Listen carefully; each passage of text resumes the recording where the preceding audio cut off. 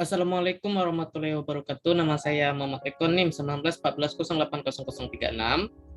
Di sini saya akan menjelaskan materi tentang biolistrik, kelistrikan pada otot jantung. Di mana video ini adalah translate dari video dari channel Alelia Medical Media yang berjudul Cardiac Action Potential Animation, atau dalam bahasa Indonesianya itu kelistrikan pada otot jantung.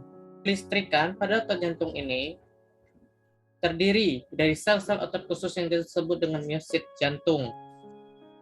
Kontraksi sel-sel ini dimulai oleh impuls listrik yang dikenal sebagai potensial aksi.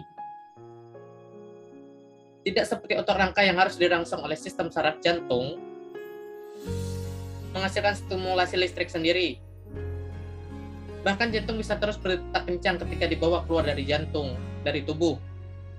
Sistem saraf dapat membuat detak jantung lebih cepat atau lebih lambat, tetapi tidak dapat menghasilkan efek jantung tersendiri. Impuls mulai dari sekelompok kecil miosit disebut dengan sel pacemaker yang merupakan sistem konduksi jantung.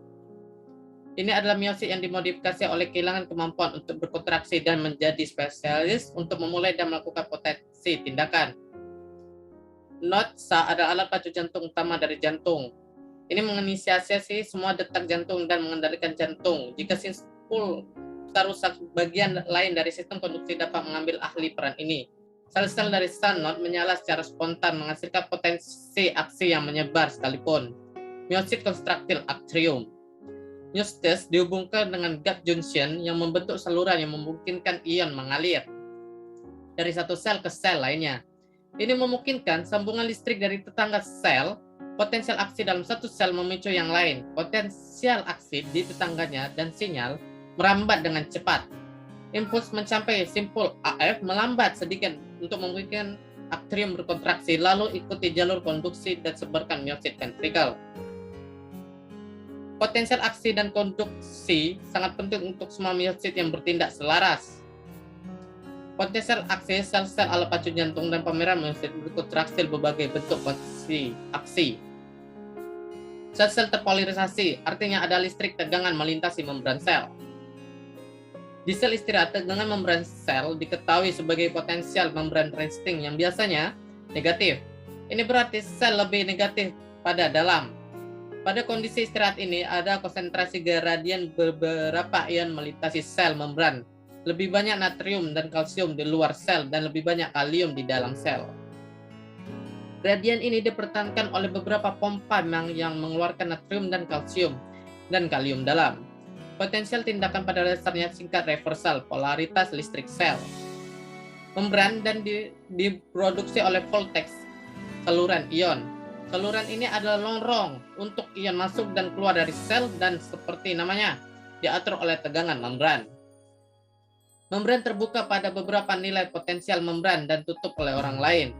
Ketika tegangan membran meningkat dan menjadi kurang negatif dan sel kurang terpolarisasi, dan dikatakan DE terpolarisasi, sebaliknya ketika potensial membran menjadi lebih negatif, sel terpolarisasi ulang. Untuk tindakan potensial yang dihasilkan tegangan membran harus DE polarisasi ke kritis nilai yang disebut dengan threshold. Sel-sel alat pacu jantung dari sanot spontan tembak sekitar 80 potensi aksi per menit. Masing-masing memicu detak jantung menghasilkan dalam denyut jantung rata-rata 80 denyut per menit. Sel alat pacu jantung tidak memiliki true resting potensi. Tegangan mulai sekitar min 60 voltex dan spontan bergerak ke atas hingga mencapai ambang minimal 40 voltex. Ini karena tindakan yang disebut dengan lucu harus hanya hadir dalam sel alat pacu jantung. Saluran lucu terbuka saat tegangan membran menjadi lebih rendah dari min 40 voltex dan memungkinkan masuknya lambat natrium. Polarisasi DE yang dihasilkan dikenal sebagai potensi alat pacu jantung. Pada ambang batas saluran kalsium terbuka, kalsium ion mengalir ke sel DE polarisasi lebih lanjut membran. Ini menghasilkan fase meningkatnya aksi potensi. Pada puncak depolarisasi, saluran kalium terbuka, saluran kalsium tidak aktif.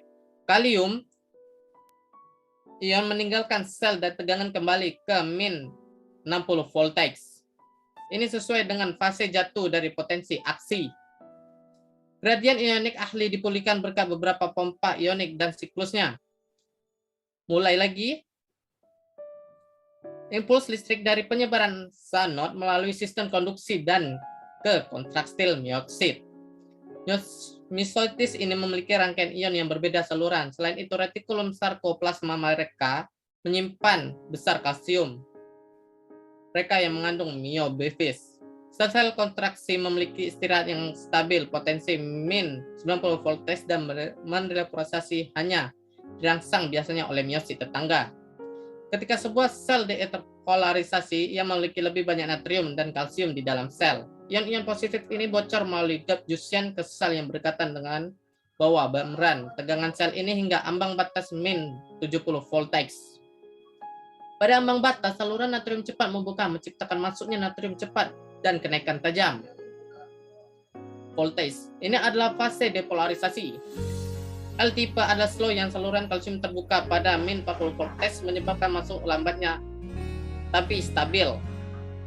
Saat potensi aksi mendekati puncaknya, natrium saluran menutup dengan cepat tegangan gated kalium.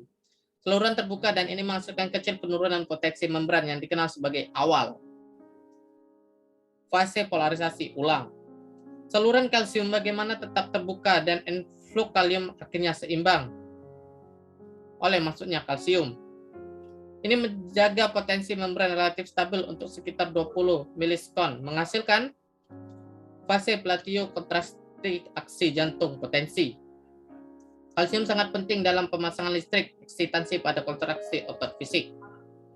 Masuknya kalsium dari ekstraseluler cairan bagaimanapun tidak cukup untuk memicu kontraksi.